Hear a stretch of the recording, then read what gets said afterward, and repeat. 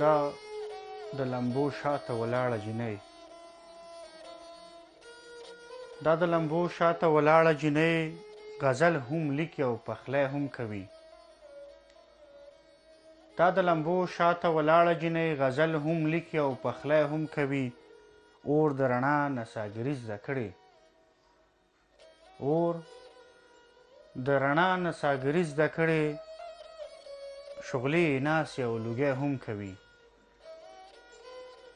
دا د لمبو شاته ولاړه جینۍ غزل هم لیکي او پخلی هم کوي اور د رڼا نڅاګري زده کړې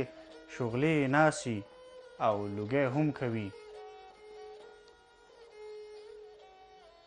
د تنبو مخې ته پرده ځوړنده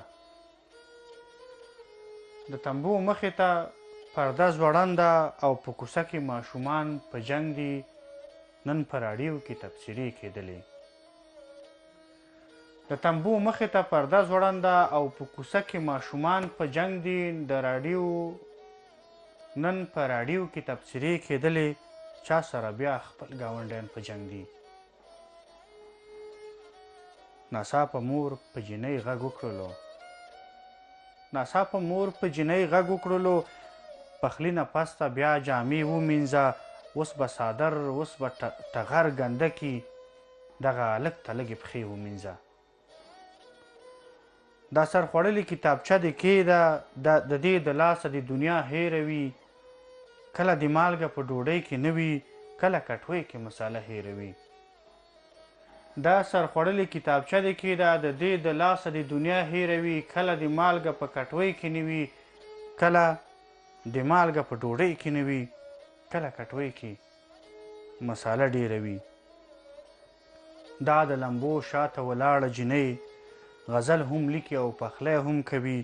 د اور لمبو نه هم مخ نه اړوي او خپلې مور ته سپیناوی هم کوي وایي زما په کتابچه کې څه دي بس خو امید او انتظار د سبا دا د لمبو شاته ولاړه جینۍ